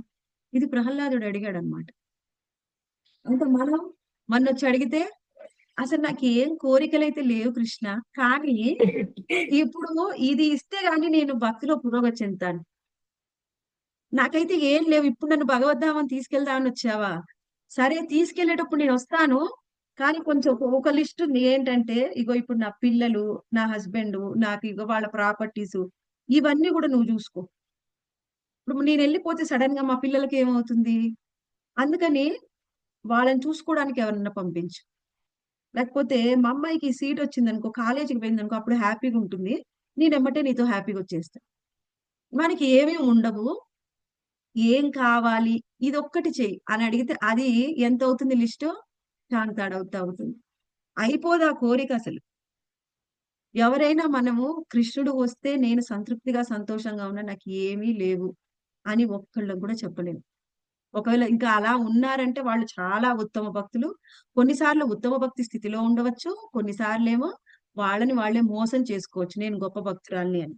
రెండిట్లో ఏదో అయినా ఒకటి ఉంటుంది. తర్వాత ఏమన్నారు? సతతం యోగి. సంతుష్ట సతతం యోగి. సతతం అంటే ఎల్లప్పుడు. భక్తులు, వీళ్ళు శుద్ధ భక్తులు ఎలా ఉంటారు? నిరంతరం. యోగి అంటే ఎప్పుడు భక్తి యందు నిమగ్నమయ్యేవాడు. ఎప్పుడు భక్తిలో నిమగ్నమై ఉంటారు 24/7. ఇది భక్తులకు ఉండే ఇంకొక లక్షణం. మనము మన సమయంలో ఎంత సమయం కృష్ణ సేవలో ఉంటున్నాం, ఎంత సమయం కృష్ణుడికి ఇస్తున్నాం. ఆ చేసిన ముందేమో సమయం ఇంపార్టెంట్, ఎంత టైం ఇస్తున్నాం. ఫస్ట్ క్వాంటిటీ, తర్వాత క్వాలిటీ. ఇస్తున్నాం టైం, సమయం ఇస్తున్నాం, కానీ క్వాలిటీ ఎంత ఉంది, ఎంత సమయం అటు ఇటు పరిగెత్తుతుంది మనసు, ఎంత సమయం ఇక్కడ ఉంటుంది, అది కూడా. తర్వాత సతతం యోగి, నిరంతరము కృష్ణ భక్తిలో ఉంటాడు. అటువంటి భక్తులు యతాత్మ, అటువంటి భక్తులు ఆత్మ నిగ్రహం కలిగి ఉంటారు. ఆత్మ నిగ్రహం కలవాడు. ఆత్మ నిగ్రహం అంటే ఏమిటి? సరే మాతాజీ, మీరు చాలా బాగా చెప్పారు. ఎక్కడికైనా వెళ్ళినా ఎవరైనా ఏమన్నా అన్నా కానీ క్షమించమన్నారు, మర్చిపోమన్నారు, అది ఓకే. మరి ఈ యథాత్మ అంటే, ఆత్మ నిగ్రహం కలవాడంటే ఇదేమిటి? ఎవరన్నా ఏమన్నా అంటే మర్చిపోమన్నారు, కానీ ఒకళ్ళు నన్ను ఎవరన్నా ఏమన్నా వచ్చి అన్నారనుకో, అది ఎప్పుడో జరిగింది, మర్చిపోతాను. ఇప్పుడు ఎవరైనా ఏమన్నా మరి నేనేం ఎలా ఉండాలి? వెంటనే వాళ్ళు ఒకటన్నారా, నేను 4 అంటాను. అసలు నేనేం అనలేదు మాతాజీ, నా పని నేను చేసుకుంటున్నాను, వాళ్ళు వచ్చి అన్నారు, అప్పుడు నేను ఎలా సైలెంట్ గా ఉంటా? ఇప్పుడు నా పని నేను చేసుకుంటుంటే వాళ్ళు వచ్చి నన్ను అనేది ఏంటి? ఇప్పుడు నేను ఎవరి జోలికి పోను, కానీ ఎవరైనా నా జోలికి వస్తే నేను ఊరుకోను. వాళ్ళకి నిగ్రహం ఉన్నట్ట? హరే కృష్ణ మాతాజీ. లేనట్టు మాతాజీ. లేదు మాతాజీ. ఇప్పుడు ఈ స్థాయి, ఎవరి జోలికి నేను పోను, నా జోలికి వస్తే మాత్రం ఊరుకోను. ఇది ఇది ఆత్మ నిగ్రహం ఉన్న వాళ్ళు కాదు. ఇది భక్తులకు ఉండే లక్షణం కాదు. ఆత్మ నిగ్రహం ఉన్న వాళ్ళు ఎవరేమన్నా కానీ నిగ్రహంగా ఉంటారు. ఇది తెచ్చుకునేది, ఇది కూడా అతి కష్టము. తర్వాత దృఢ నిశ్చయ. దృఢ నిశ్చయం అంటే స్థిరమైన నిశ్చయము. దేంట్లో స్థిరమైన నిశ్చయం ఉంటుంది? భక్తిలో, కృష్ణ భక్తిలో. ఎలా స్థిరమైన నిశ్చయం అంటే, ఇప్పుడు నువ్వు ఇంత తొందరపడి, ఇంతకు ముందు బానే ఉండేదానివి, ఇప్పుడేమో తొందరపడి ఎక్కడికో పరిగెత్తుదాం, భక్తిలో పోదామని చూస్తున్నావు.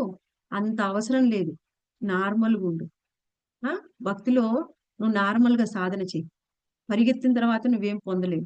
అంటే నువ్వేదో అనుకుంటావు చేద్దామని, ఇలాంటి మాటలు పక్కన నుంచి వస్తాయి. అప్పుడు ఏం చేస్తావు? మన స్థిర నిశ్చయం గాలిగిపోతుంది. నిజమే వాళ్ళు చెప్పేది, అంత పరిగెత్తాల్సిన అవసరం లేదు, చిన్నగా వెళ్దాం. మన ఇంతకు ముందు బానే వచ్చేవాడు దానివి కదా మాతో పాటు గుడికి, ఇప్పుడు ఇంకేందో క్లాసులని వింటున్నావు. ఎంతసేపు వింటావు? అసలు గుడికి వస్తే ఎంత బాగుంటుంది తెలుసా? ఆ క్లాసులు వింటే ఏమొస్తుంది? అక్కడికి వెళ్తే ఇప్పుడు నువ్వు వస్తున్నావు అని అంతమంది వస్తున్నారు, ఇప్పుడు నువ్వు వెళ్ళిపోతున్నావు.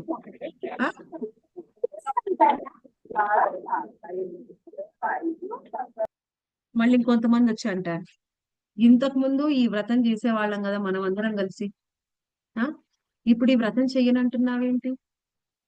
ఇప్పుడు కృష్ణ భక్తి, కృష్ణ కృష్ణ అంటే ఈ వ్రతం మానేయాలా ఏమిటి? కృష్ణ కృష్ణ అను. రథసప్తమి రోజు మనం ఇంతకు ముందు సూర్య ఆరాధన చేయలేదు, ఇప్పుడు ఎందుకు చెయ్యవు?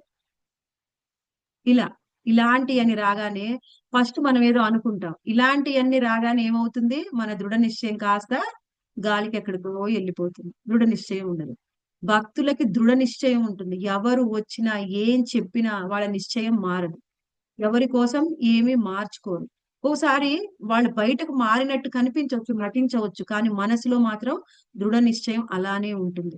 వాళ్ళు భక్తులు. మన దృఢ నిశ్చయం ఇప్పుడు ఒక విధంగా ఉంటుంది, ఇంకొక నిమిషంలో ఇంకో విధంగా మారిపోతుంది. అందరూ కూడా గురుమహారాజ్ క్లాస్ ఉంది, శుద్ధ భక్తుల క్లాస్ వినండి అంటే ఏం చేస్తాం? మాతాజీ ఆ గుడికి వెళ్తే ఇంకా బాగుంటుందంట. మాతాజీ ఇప్పుడు మనము ఒక ఊరికి వచ్చాం కదా, అక్కడికి వెళ్ళినప్పుడు అక్కడిక్కడ ఏమేమి ఉన్నాయో కూడా చూసి వెళ్ళాలి. ఒకసారి చూసొద్దాం. అక్కడెక్కడో చీరలు బాగున్నాయంట మాతాజీ, ఒకసారి చూసొద్దామా? అక్కడ ఇంకో గుడి చాలా బాగుందంట మాతాజీ, ఆ గుడి కూడా వెళ్ళి ఒకసారి దర్శనం చేసుకొని వద్దాం. అసలు మనం ఎందుకు వెళ్ళాము, ఏం చేద్దామని వెళ్ళాము, ఆ నిశ్చయం ఎక్కడికి పోయింది? ఎక్కడికో గాలికి పోయింది. ఎవరిని చూసి ఎక్కడ ఎవరు ఏం చేస్తే అది నేను చేస్తాను. అది దృఢ నిశ్చయం కాదు, అది దృఢ నిశ్చిత భక్తి కాదు. ఆ తర్వాత ఇక్కడ ఏమన్నారు? మయి, నా యందు అర్పిత మనోబుద్ధి, అర్పించబడిన మనస్సు బుద్ధి కలవాడు. నీ మనస్సుని, నీ బుద్ధిని 100% నాకు సమర్పించు. అలా సమర్పించిన వాడు. మనసుని బుద్ధిని సమర్పించడం అంటే ఏమిటి? అయ్యో నువ్వు వస్తువులా మాత్రం తీసుకెళ్లి కృష్ణుడి దగ్గర పెట్టడానికి మనస్సు బుద్ధి ఎలా సమర్పిస్తాం? మనసంతా కృష్ణ స్మరణ ఉండాలి. అది మనసుని సమర్పించడం. బుద్ధి అంతా కృష్ణ స్మరణ. మన బుద్ధి ఏం చేస్తుంది? ఏమేమో ఆలోచనలు తెచ్చిస్తుంది కొన్నిసార్లు. దాన్ని ఏం చేయాలి? బుద్ధి అంటే నువ్వు ఏం జ్ఞానం పొందుతున్నావు అప్పుడు కూడా కృష్ణుడి మీదే మనసు ఉండాలి. ఒక్కోసారి మనసు పరిగెడితే బుద్ధి తీసుకొస్తుంది, బుద్ధి పరిగెడితే మనసు తీసుకొస్తుంది. అందుకే మనసుతో బుద్ధితో కృష్ణుడికి సేవ చేయాలి. ఇంకేమని చెప్తున్నారు? యా ఎవడు, ఎవరైతే ఆ భక్తులు మద్ భక్త, నా భక్తుడు, స అతడు, మే ప్రియ, సమే ప్రియ, అతడు నాకు ప్రియమైన భక్తుడు అని శ్రీకృష్ణ భగవాన్ చెప్తున్నారు. ఈ 12వ అధ్యాయంలో ఈ 13, 14 నుంచి 20 శ్లోకాల వరకు ఈ భక్తులకు ఉండే లక్షణాలే చెప్తారు. అయితే ఈ లక్షణాలన్నీ వింటుంటే మనకి ఏమనిపిస్తుందంటే ఈ లక్షణాలన్నీ పెంపొందించుకునేది కష్టము. అయితే మరి నేను ఎప్పటికీ శుద్ధ భక్తురాల్ని కాలేనా? ఈ లక్షణాలు పెంపొందించుకోవడం కష్టమే, శుద్ధ భక్తులం అవడం కూడా కష్టమే. కానీ లక్షణాలు మనకి లేవు. ఎలా? ఇప్పుడు ఎవరైతే శుద్ధ భక్తులో ఈ లక్షణాలు తెచ్చుకోవడానికి వాళ్ళు ప్రయత్నం చెయ్యరు. ఆటోమేటిక్ గా మనం శుద్ధ భక్తులం అయినప్పుడు ఈ లక్షణాలన్నీ వచ్చేస్తాయి. ఎవరు ప్రయత్నం చేయరు. కానీ మరి నేను ఆ స్థాయిలో లేను కదా. నేను సాధక భక్తురాల్ని, నేను శుద్ధ భక్తురాల్ని కాదు. మరి నేనేం చెయ్యాలి? ఇప్పుడు మనం ఏం ఆలోచించాలి అంటే, సరే నేను శుద్ధ భక్తురాలు కాను, నాకు ఈ లక్షణాలు లేవు. కానీ ప్రయత్నం చేస్తాను. ఎందుకు ప్రయత్నం? ఎవరో వచ్చి నన్నేదో అన్నారు. నేను సమాధానం కొంచెం కూల్ గా చెప్తాను. వాళ్ళ మీద అరవను. ఇప్పుడు ఎందుకండి మరి నేను సమాధానం కూల్ గా చెప్పాలి, వాళ్ళ మీద అరవద్దు, మళ్ళీ నాకు కోపం వస్తుంది. సరే నన్ను నేను నిగ్రహించుకుంటాను. మరి నాకొచ్చే లాభం ఏమిటి? మనకు అనిపిస్తే మనకు లాభం కావాలి కదా. నాకొచ్చే లాభం ఏమిటి అంటే శ్రీకృష్ణ భగవానుడు స్వయంగా చెప్పాడు. ఎవరైతే వాళ్ళ ఇంద్రియాలని అదుపులో ఉంచుకుంటారో, వాళ్ళ సుఖ దుఃఖాలను అన్నిటిని అదుపులుచుకుంటారో, శీతోష్ణ సమదుఃఖద, వాళ్ళు కృష్ణుణ్ణి సాటిస్ఫై చేస్తారు, కృష్ణుణ్ణి సంతృప్తి పరుస్తారు, కృష్ణుడు సంతోషపడతాడు. యాక్చువల్ గా అయితే నాకు ఆ మాతాజీ మీద ఏదేదో మాట్లాడింది, చాలా కోపం వచ్చింది. ఆమె ఒకటంటే నేను పదందాం అనుకున్నాను, కానీ అనలేదు. ఎందుకంటే నేను అలా మాట్లాడితే కృష్ణుడికి ఇష్టం ఉండదు కాబట్టి. నేను ఇలా కూల్ గా మంచిగా సమాధానం చెప్తే కృష్ణుడికి నచ్చుతుంది కాబట్టి కృష్ణుడి కోసం ఊరుకున్నాను, గురువు కోసం ఊరుకున్నాను. లేకపోతేనా అప్పుడు చూపించేదాన్ని నేనంటే కనీసం ఇలా అయినా ఉందా. యాక్చువల్ గా అయితే మనకి గుణాలు లేవు, ఈ లక్షణాలు లేవు, తెచ్చుకోవడం కూడా చాలా కష్టము. కానీ ప్రతిరోజు కూడా, ప్రతి నిమిషం కూడా ఏదైనా సందర్భం వచ్చినప్పుడు నాకు ఇది అసలు నా వల్ల కాదు, ఇది నేను చెయ్యలేదు, నేను చెయ్యను కూడా, కానీ చేస్తాను. ఎందుకోసం? కృష్ణుడి కోసం, గురువు కోసం. నేను వెళ్ళి పక్కన ఉన్న ఇంకొక భక్తురాలతో గొడవ పెట్టుకుంటే నా గురు మహారాజ్ చాలా బాధపడతారు. గురువుకి కృష్ణుడికి భేదం లేదు. అందుకని ఇక్కడ కృష్ణ అని చెప్పిన నేను గురువు కూడా యాడ్ చేస్తున్నాను. ఎందుకంటే ఇప్పుడు నేను వెళ్ళి భక్తుల సాంగత్యంలో ఇంకొక భక్తురాలతో గొడవ పెట్టుకొని ఇట్లా నాకు ఈ గొడవ ఉందని చెప్పి గురు మహారాజ్ దగ్గరికి వెళ్తే గురు మహారాజ్ ఎంత ఫీల్ అవుతాడు? నా శిష్యులు వాళ్ళలో వాళ్ళు ఇలా గొడవ పెట్టుకుంటున్నారు అంటే సంతోషిస్తారా? ఎవరైనా తల్లిదండ్రులు వాళ్ళ పిల్లల మధ్యలో వాళ్ళు ఒకళ్ళతో ఒకళ్ళు గొడవలు పెట్టుకుంటే తల్లిదండ్రులు సంతోషిస్తారా? అలాగే కృష్ణుడు బాధపడతారు. అలాగే కృష్ణుడు, అలాగే గురువు. మనం ఏం చేయాలి? మనకి లక్షణాలు లేకపోయినా మనం ఏం చేయాలంటే ప్రతిరోజు, ప్రతి నిమిషము కూడా సాధన చేయాలి ఒక్కొక్క లక్షణం పెంపొందించుకోవడానికి. ఆటోమేటిక్ గా మనకి లక్షణాలు వచ్చే స్థాయిలో మనం లేము. మనం అందరం సాధక భక్తులం కాబట్టి ఒక్కొక్క లక్షణాన్ని ప్రయత్న పూర్వకంగా అవలంబించడానికి ప్రయత్నం చేస్తే అప్పుడు కృష్ణుడు సంతోషిస్తాడు. మనకి ఎటువంటి పరిస్థితుల్లో అయినా కానీ మనం అదే ఆలోచించాలి. ఇదేమిటి? నా పూర్వ జన్మ కర్మానుసారం నాకు ఇటువంటి పరిస్థితి వచ్చింది. ఎవ్వరు కూడా నాతో మంచిగా ప్రవర్తించట్లేదు. నేను అందరితో బానే ఉంది. మన కర్మానుసారం మనకి ఇలా వచ్చింది. ఏమో కృష్ణుడు ఇలా నాకు ఇస్తున్నాడు.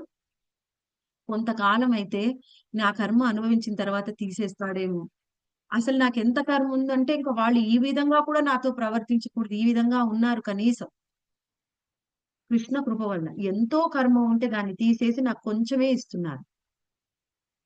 ఎప్పుడైతే మనం కృష్ణ భక్తిలోకి వస్తామో, గురు సాధు శాస్త్రం నమ్ముతామో, అప్పుడు పూర్తిగా మన జీవితం కృష్ణుడి చేతిలోకి వెళ్ళిపోతుంది. కృష్ణుడు నాకు ఇచ్చాడు. మన కర్మ మనల్ని నియమించదు. కృష్ణుడే మన జీవితాన్ని నియమిస్తాడు. కృష్ణుడు ఆయన నియంత్రణలోకి తెచ్చుకుంటాడు మన జీవితాన్ని. మనం ఎప్పుడైతే గురువు, సాధు, శాస్త్రాన్ని 100% నమ్ముతాము. నమ్మకం లేకపోతే అప్పుడు మన కర్మనే మనం నడిపిస్తుంది. నమ్మకం ఉన్న వాళ్ళకి కృష్ణుడు వాళ్ళని నడిపిస్తాడు. ఇది ఎప్పుడైతే మనం 100% ఈ విషయాన్ని నమ్ముతామో, మన జీవితంలో వచ్చే ప్రతి సుఖానికి, దుఃఖానికి కారణం ఎవరు? కృష్ణుడే. కృష్ణుడే నాకిచ్చాడు.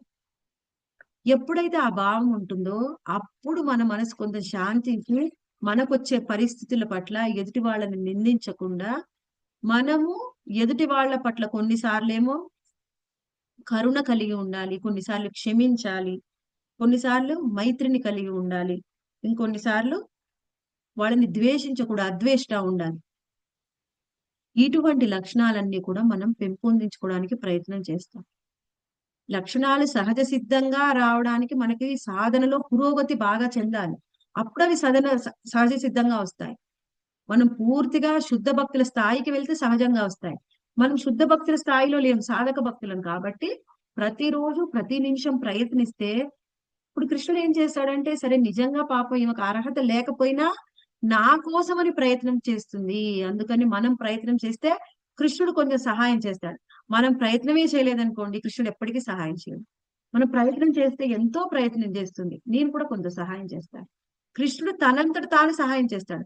మనం ప్రయత్నం చేయకుండా ఎవరైనా ఒక మాట అంటే 4 మాటలు అన్నాం అనుకోండి, ఈమెకు బుద్ధి రాదు, ఆమెని పోనీ ఆమెకు టైం పడుతుంది రాని, ఇంకొంత టైం పడుతుంది, వచ్చినప్పుడే వస్తుందిలే, తొందర ఏముంది, రానియండి, ఇంకో 100 జన్మల తర్వాత వస్తుంది, అలా అనుకుంటాడు. అందుకని మనము మన స్థితి ఎలా ఉన్నా కానీ సాధన భక్తులమైన ప్రతిరోజు ప్రయత్నం చేసి మనము ఆచరిస్తూ ఉంటే కృష్ణుడు సంతృప్తి చెంది మనలో ఉన్న అనర్థాలని తీసేస్తూ ఉంటాడు. అప్పుడు అనర్థాలు కొంతైనా పురోగతి చెందితే, కొంత అనర్థాలన్న పోతే అప్పుడు నిష్ఠా స్థాయికి వస్తాం. నిష్ఠా స్థాయికి వస్తే అభ్యాస రూప భక్తి, మన మనస్సు కుదురుతుంది కృష్ణుడి మీద. అప్పుడప్పుడు బయటికి వెళ్తే తెచ్చుకోవచ్చు, ఎప్పుడు బయటే ఉంటే అప్పుడప్పుడు తెచ్చేది కష్టం. అందుకని ఈ లక్షణాలను పెంపొందించుకొని అనర్థాలు పోగొట్టుకొని కృష్ణుని సంతృప్తి పరిచి నిష్ఠా స్థాయిలోకి రావడానికి ప్రయత్నం చేద్దాం. Hare Krishna devotees, any questions, comments? స్మరణ అంటే ఆటోమేటిక్ గా మన కృష్ణుడు గుర్తొస్తూ ఉంటారు మాతాజీ. ఎప్పుడు కూడా కృష్ణుడు గుర్తొచ్చే వాళ్ళని వాళ్ళు స్మరణాత్మక భక్తి. ప్రహ్లాద్ మహారాజ్ ఎప్పుడు కూడా కృష్ణుడిని మర్చిపోయేవాడు కాదు, నిరంతరం కృష్ణ స్మరణలో ఉండేవాడు. కానీ నిరంతరం కృష్ణ స్మరణలో లేని వాళ్ళు కొంత, వాళ్ళకి ఏమిటి కన్సెషన్ ఏమిటి, నిరంతరం కృష్ణ స్మరణ లేకుండా అప్పుడప్పుడు వాళ్ళ స్మరణలోంచి బయటికి వచ్చినప్పుడు వాళ్ళు మళ్ళీ స్మరించుకోవడానికి ఒక ఆధారం కావాలి. ఆ ఆధారం ఏమిటి అంటే శాస్త్రాలు. శాస్త్రాల్లో ఉన్న శ్లోకాల్ని, శాస్త్రాల్లో ఉన్న కథల్ని మళ్ళీ మనము చదవడం వల్ల, గుర్తు తెచ్చుకోవడం వల్ల మళ్ళీ కృష్ణుని స్మరించుకోవచ్చు. ఎప్పుడైతే నిరంతరం స్మరిస్తూ ఉంటుందో వాళ్ళ స్మరణాత్మిక భక్తి. శాస్త్రాన్ని ఆధారంగా చేసుకొని, కృష్ణ కథల్ని ఆధారంగా చేసుకొని మళ్ళీ మనం గుర్తు తెచ్చుకుంటాము, అది మననాత్మిక భక్తి. 100% 100% పర్ఫెక్ట్ స్మరణాత్మిక భక్తి. Thank you Mataji. Thank you Mataji. Hare Krishna. Hare Krishna. ప్రతిసారి క్లాస్ లో ఇంద్రియ నిగ్రహం గురించి చెప్తారు మాతాజీ. మీరు చెప్పిన కాసేపు అనిపిస్తుంది మాతాజీ, కంట్రోల్ చేసుకోవాలి. ఇంట్లో వాళ్ళైనా ఎవరైనా ఏదైనా వాళ్ళకి అంటే మనకి అయిష్టంగా ఉన్నప్పుడు రిప్లై ఇవ్వకూడదని, కానీ కంట్రోల్ చేసుకోలేకపోతున్నాం మాతాజీ. దానికి ఎంత సాధన అనేది ఇంకా చెయ్యాలి అనేది కూడా, అంటే మనకి సాధనకి లిమిట్ లేదు కదా మాతాజీ. అంటే చాలా విషయాలు ఇప్పుడు క్లాసెస్ ఉంది, మార్నింగ్ వింటాము, జపం చేస్తాం, ఇవన్నీ ఇంట్లో వాళ్ళకి ఏంటంటే 24 గంటలు నీకు అదే పని. అంటే ఇంటికి వచ్చినప్పుడు అలా అనిపిస్తుంది, ఒక్కళ్ళమే ఉంటేనే బాగుంటది ఏమో లైఫ్ అనిపిస్తుంది ఒకసారి. అంటే మిగతా వాళ్ళని అవరోధాలుగా అనిపిస్తుంది నాకైతే. కృష్ణ చైతన్యం ముందుకు పోవాలి అంటే, కానీ కృష్ణుడేమో బాధ్యతలు కంపల్సరీ కదా మాతాజీ, అవి నిర్వర్తిస్తూనే ముందుకెళ్ళాలని చెప్పాడు కదా. అందుకని సాధన అనేది ఇంకా ఏ రకంగా చేస్తే ఇంప్రూవ్ అవుతుంది అనేది కొంచెం. మాతాజీ ఎవరికైనా సాధక భక్తులకి మీరు అన్నట్టు ఆ మాతాజీ స్థాయికి మాకు కూడా వచ్చేది ఇదే కష్టం. ప్రాబ్లం మాతాజీ. ఓకే ఓకే, సాధన భక్తులు అందరూ కూడా అదే ప్రాబ్లం మాతాజీ. మొదటగా మనం అనుకుంటాం ఇలా ఉండాలి అని, కానీ అది ఆ పరిస్థితి వచ్చినప్పుడు చాలా కష్టం. అందుకని ఆ పరిస్థితి వచ్చినప్పుడు ఇది నేను సీనియర్ డివోటీస్ నుంచి విన్నాను. అనాది ప్రభు ఇలా అనుకునేవాడంట ఎప్పుడు కూడా. ఏమనుకునేవాడంటే, ఎప్పుడు కూడా మీరు ఎలా కూల్ గా ఉంటారు, ఎప్పుడు ఎవరి మీద కోపం రాదు, అలా మీరు మాతాజీ ఎలా మ్యూట్ లో ఉన్నాడు మాతాజీ.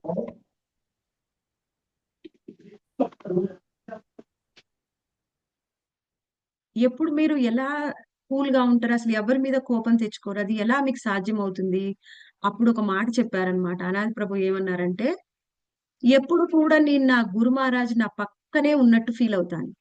ఒకవేళ నా గురువు పక్కనే ఉన్నప్పుడు ఎవరైనా ఎప్పుడైనా గురువుని కలిస్తే గురువు ముందల ఏమన్నా తప్పు జరగని ఎవరేమన్నా మన అననియండి, మనం వాళ్ళ మీద అరుస్తామా, కూల్ గా సంతోషంగా ఉంటాం? అది కూల్ గా Cool గా ఉంటాం, బయట సంతోషంగా లోపల కూల్ గా ఏమున్నా ఉంటాం మాతాజీ, చాలా కూల్ గా కూల్ ఉంటాం, గా ఉంటాం. చాలా కూల్ గా ఉంటాం. అలా మన పక్కనే గురువు కృష్ణుడు ఉన్నట్టుగా ఫీల్ అవ్వాలి.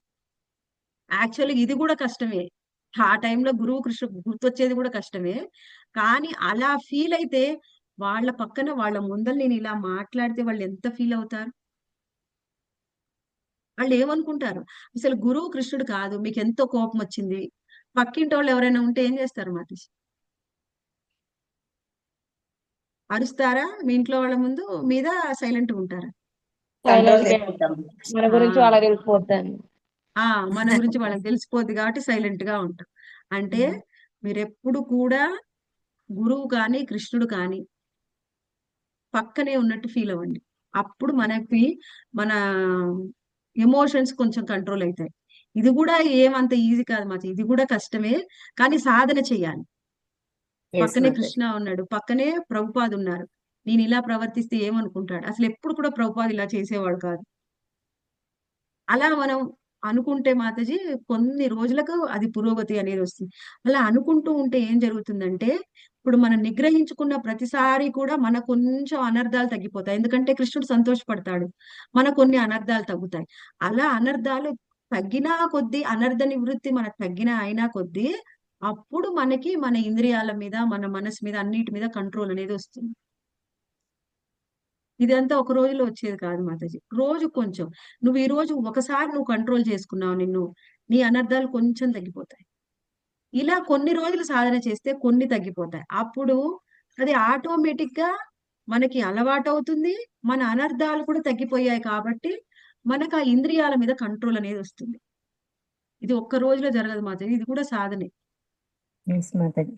మాతాజీ నిజంగా మీరు మాతాజీ మాతాజీ ఒంటరిగా ఉండాలనుకోవడం తప్ప మాతాజీ, అంటే అవాయిడ్ చేసి తప్పించుకున్నట్టాను మాతాజీ. అలా ఏం కాదు మాతాజీ, ఒంటరిగా ఉండాలనుకోవడం తప్పు.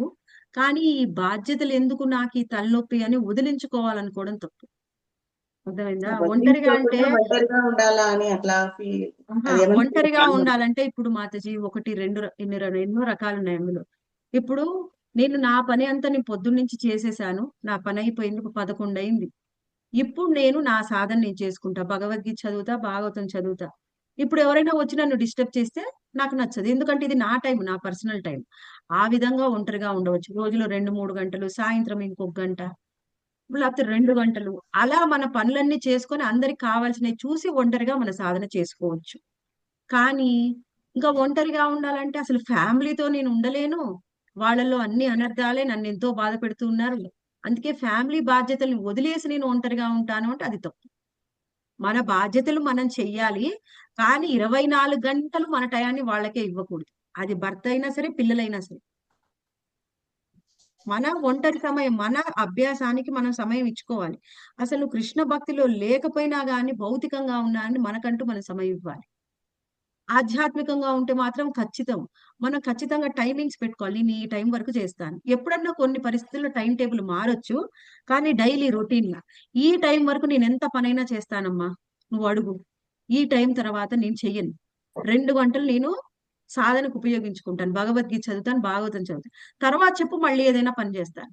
కానీ ఊరికే ఏదో ఒకటి వచ్చి పని చెప్పడం, ఊరికే ఏదో ఒకటి మాట్లాడడం, విసిగించడం అది వద్దు అని మీరు డైరెక్ట్ గా మీరు ఏం కోరుకుంటున్నారో అది డైరెక్ట్ గా చెప్తే వాళ్ళు కూడా డిస్టర్బ్ చేయరు. చెప్పు, నీకేం కావాలో చెప్పు, నేను చేసేసి వెళ్తా. అలా కొన్ని రోజులు, దీనికి కూడా టైం పడుతుంది. ఒక వారం రోజులు, 10 రోజులు మీరు ఇలా చేస్తే వాళ్ళకి అలవాటు అవుతుంది, ఇంట్లో వాళ్ళకి. అప్పుడు మన సాధనకి మనకు సమయం దొరుకుతుంది.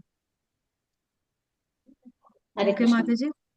ఎస్ మాతాజీ, అది ఇందాక కరెక్ట్ మీరు మాతాజీ. చెప్పారు చూడు మాతాజీ, అంటే నేను ఇంకా ఎన్నైనా అనొచ్చు కానీ అనను అనేది అది చాలా బాగా నచ్చింది మాతాజీ. అంటే ఈరోజు సాటిస్ఫై అయినట్టుంది మాతాజీ. ఇప్పుడు బాధ్యతలన్నీ అయిపోయిన తర్వాత పిల్లలందరూ అక్కడక్కడ సెటిల్ అయిపోయిన తర్వాత అప్పుడు ఒంటరిగా ఉండొచ్చా మాతాజీ? ఉండొచ్చు మాతాజీ. ఇంకా మనము ఇప్పుడు మనకి ఏం చెప్తున్నారు, శాస్త్రం ఏం చెప్తుంది, నీ బాధ్యతలన్నీ పూర్తయిన తర్వాత అసలు నువ్వు వానప్రస్థం తీసుకోమంటున్నారు. వానప్రస్థం అంటే ఏమిటి? మన బాధ్యతలు గృహాన్ని విడిచిపెట్టి వెళ్ళి ఒంటరిగా నువ్వు సాధన చేసుకోవాలి. ఇంకొక విషయము, పురుషులకైతే గృహాన్ని విడిచిపెట్టి వెళ్ళి సాధన చేసుకోవచ్చు, కానీ స్త్రీ ఎప్పుడు కూడా గృహాన్ని విడవకూడదు. కుటుంబ సభ్యులతో ఉండడం, లేకపోతే వాళ్ళ పక్కన ఉండడము, వీలైతే వాళ్ళ ఇంట్లో ఉండడం. ఇంట్లో ఉండడానికి కుదరట్లేదు ఈ మధ్య, నేను ఒక్కదాన్ని ఉండగలను మాతాజీ, నన్ను నేను ప్రొటెక్ట్ చేసుకోగలను అన్నప్పుడు కొన్ని రోజులు ఒంటరిగా ఉండొచ్చు. మనకు ఆరోగ్యం బాగాలేనప్పుడు మన పిల్లల దగ్గరికి వెళ్ళొచ్చు. అలా ఏం తప్పు లేదు. ఆల్రెడీ బాధ్యతలు అయిపోయాయి కదా, ఇప్పుడేం తప్పు లేదు మాతాజీ. ఇంట్లో ఉన్నా కానీ ఎక్కువ విషయాలు మాతాజీ బాధ్యతలు అయిపోయినా కూడా వదలొచ్చా మాతాజీ? చేసుకోవచ్చు కదా మాతాజీ, అర్థం కాలేదు. ఇంట్లో ఉన్నా గానీ మనం అన్ని విషయాలు పట్టించుకోకుండా మన సాధన మనం చేసుకుంటూ మన భక్తిలో మనం ఉంటే వానప్రస్థంలో ఉన్నట్టే కదా మాతాజీ. ఉన్నట్టే. ఇంకొకటి, అన్ని విషయాలు పట్టించుకోకూడదు. ఎందుకంటే ఇప్పుడు కోడలు కొడుకు ఉన్నారు, వాళ్ళు ఏదో పనులు చేసుకుంటారు. ప్రతి విషయంలో మనమే దూరితేనే వాళ్ళకి చిరాకు పుడుతుంది. మనకి ఏమన్నా పని ఉంటే వాళ్ళకి సహాయం చేయాలి గాని ప్రతి అడిగితే సలహా విషయంలో చెప్పాలి. కూడా అడిగితే సలహా చెప్పాలి. అన్నిట్లో దూరితే వాళ్ళ కోపం వస్తుంది, ఇరిటేషన్ వస్తుంది మన మీద. ఎంత వరకు ఉండాలో అంతవరకు ఉండాలి, మిగిలిన టైంలో మన సాధన చేసుకోవాలి. చాలా మంది పెద్దవాళ్ళు ఇప్పుడు ఏమంటారంటే, ఇంకెక్కడ బాధ్యతలు తీరినాయండి, మాకు ఇంకా పెరిగినాయి అంటారు. అలా పెరిగినాయి అంటే మనం పెంచుకుంటే ఇంకా జీవితాంతం బతికినంత కాలం పెరుగుతూనే ఉంటాయి. కొంత టైం మనకంటూ మనం చేసుకోవాలి. అవును మాతాజీ, ప్రతి విషయంలో మనమే దూరకూడదు. ఇంకా ఇప్పటికి చూడండి, ఇంత పెద్దయినా ఇంకా ప్రతి మాట నా మాటే చెల్లాలి, నేను చెప్పిందే వినాలి అనే వాళ్ళు ఉంటారు. అస్సలు అలా ఉండకూడదు. మన పని మనం చూసుకోవాలి, అవసరమైతే సలహా ఇవ్వాలి, అంతే. అప్పుడు మన ప్రశాంతత మనమే కోల్పోతాం కదా మాతాజీ. అవును, ప్రశాంతత మనది మనం కోల్పోతాం, అది ఓకే. వేరే వాళ్ళ ప్రశాంతత వాళ్ళది కూడా పోగొడతాం, ఇబ్బంది పెడతాం. మాతాజీ నాకు ఆపోజిట్ మాతాజీ. నేను వద్దొద్దన్నా కూడా మా వాళ్ళు నన్ను లాక్కొని వస్తున్నారు. అది కూడా మాతది కృష్ణుడి పరీక్షే. మీరు అప్పుడు లాక్కొని వస్తున్నప్పుడు వాళ్ళు ఇంకా మిమ్మల్ని ఎక్కువ ప్రేమిస్తున్నారు కాబట్టి వాళ్ళకి మంచిగా మీ మనసులో మాట చెప్పొచ్చు. నేను ఇంతసేపు నేను ఇది చేసుకుంటాను, నాకు 2 గంటలు టైం ఇవ్వండి, తర్వాత మళ్ళీ మీరు ఏది అడిగితే చెప్తే కూడా వినిపించుకోవట్లేదు మాతాజీ. అయ్యో నాకు బేజారైతాను మాతాజీ. అది కొన్ని రోజులు కష్టమే, కానీ సున్నితంగా మీరు ప్రేమగా వాళ్ళకి చెప్పి ప్రయత్నం చేయొచ్చు మాతాజీ. కొన్ని రోజులు అలవాటు అవుతుంది. నేను నిదానంగానే చెప్తాను మాతాజీ. నేను గంటే రీడింగ్ క్లాస్, మాకు ఆ రీడింగ్ క్లాస్ లోనే వచ్చి నన్ను డిస్టర్బ్ చేస్తారు. డిస్టర్బ్ ముందు చేయొద్దని చేరు చెప్పండి వెనక మాతాజీ. చేరు కరెక్ట్ గా టైంకి వచ్చి చేస్తారు. ఓకే. కృష్ణ నిజంగా నన్ను ఏడిపించుకుంటున్నాడు. అడగండి మాతాజీ, మన మాతాజీ, భక్తిలోకి ప్రేర్ రావాలంటే చాలా సహనం ఓపిక పెట్టుకోవాలి మాతాజీ కదా మాతాజీ. దృఢ నిశ్చయం ఇవన్నీ ఉంటేనే వెళ్ళి ప్రయత్నం చేయగలుగుతాం, కానీ ఇది చాలా కష్టమే మాతాజీ. కృష్ణ భగవాన్ ప్రదీక్ష పెడుతున్నాడు మాతాజీ. హరే కృష్ణ మాతాజీ. ఈ రోజు మా మనవడు మానస్ గుప్తా పుట్టినరోజు మాతాజీ. హరే కృష్ణ. మనం ఎప్పుడూ కృష్ణుని గుర్తు పెట్టుకోవాలంటే అది కూడా అభ్యాసం, సాధనే మాతాజీ. ఇప్పుడు మీరు చాంటింగ్ చేస్తున్నారు, పొద్దున్నే 16 రౌండ్లు చేశారు, ఒక 2 గంటలు 3 గంటలు కృష్ణుడు గుర్తొచ్చాడు అనుకోండి, తర్వాత ఏం చేయాలి, కాసేపు బుక్ రీడింగ్ చేయండి. మళ్ళీ తర్వాత అది గుర్తున్నాడు, మళ్ళీ అవన్నీ కొంచెంసేపు గుర్తొచ్చాడు, మళ్ళీ తర్వాత మర్చిపోయాం, అప్పుడు మళ్ళీ ఒక 1 మాల చాంటింగ్ చేయండి, కాసేపు మళ్ళీ గుర్తొస్తాడు. అలా మనము టైం టు టైము కాసేపు సాధన, కొంచెంసేపు క్లాస్ వినడము, కొంచెంసేపు ఏమో చాంటింగ్ చేయడము, అలా మన టైం ని పెంచుకుంటూ ఉండాలి. మధ్య మధ్యలో ఒక 4-5 గంటలు వరుసగా వదిలేకుండా మధ్యలో ఒక 10 నిమిషాలు మళ్ళీ మనం ఏమన్నా చేసామనుకోండి, మళ్ళీ కాసేపు గుర్తొస్తాడు. అలా సాధనలో ఇంప్రూవ్ చేసుకోవడం మాతాజీ. ఎందుకంటే సాధన ఇంప్రూవ్ అవ్వకుండా డైరెక్ట్ గా గుర్తుకు రావడానికి మనమంతా ఇంకా శుద్ధ భక్తులం కాదు. అదే నేను ప్రయత్నం చేస్తున్నాను, పని చేసుకుంటూ కూడా, వంట చేసుకుంటూ కూడా హరే కృష్ణ హరే కృష్ణ కృష్ణ హరే రామ అనుకుంటా ఉంటాను. కానీ అనుకుంటున్నా మనసుతో అనటం కష్టం అవుతుందండి. అది నోటి వరకే, వాక్కు వరకే. అది మనసు దాని మీద లగ్నం చెయ్యాలి అంటే మనసు మాతాజీ ఎప్పుడైతే మన ఇంద్రియాలు ఎటువైపు వెళ్తాయో కొన్ని రోజులకు ఆటోమేటిక్ గా మనసు కూడా వెళ్తుంది. ఇప్పుడు మీరు డైరెక్ట్ గా నేను మనసు పెడతానంటే అది కుదరదు. ఎందుకంటే మన ఇంద్రియాలు వెళ్ళిన తర్వాత చూసిన తర్వాత మీరు ఏదైనా ఒకటి చూస్తారు, ఒక ఐస్ క్రీమ్ చూసారు, చూసిన తర్వాత తినాలనిపిస్తుంది, ముందే తినాలనిపించదు చూడకముందే. అంటే ఏంటి, కృష్ణ సాధనలో కూడా ఫస్ట్ ఇంద్రియాలను నిమగ్నం చేయండి, ఆటోమేటిక్ గా మనసు అనేది దాని మీద సంలగ్నం అవుతుంది. ఇంద్రియాలను నిమగ్నం చేయకుండా మనస్సు రాదు డైరెక్ట్ గా. అందుకని ఫస్ట్ సాధక భక్తులు ఏం చేయాలి, ఇంద్రియాలను నిమగ్నం చేయాలి. క్లాసెస్ వినడము, చాంటింగ్ చేయడం మన నోటితో చేస్తాము, క్లాసెస్ చెవులతో వింటాము, ఏదైనా మీరు బోగా చేస్తే చేతులతో చేస్తారు. అలా మనం ఇంద్రియాలని మనం ఇన్వాల్వ్ చేస్తూ ఉంటే మనసు దాన్ని ఫాలో అవుతుంది. హరే కృష్ణ. హరే కృష్ణ మాతాజీ, చాలా బాగా వివరంగా చెప్పారండి. ధన్యవాదాలు. దండోత్సవం. ధన్యవాదాలు మాతాజీ. హరే కృష్ణ మాతాజీ.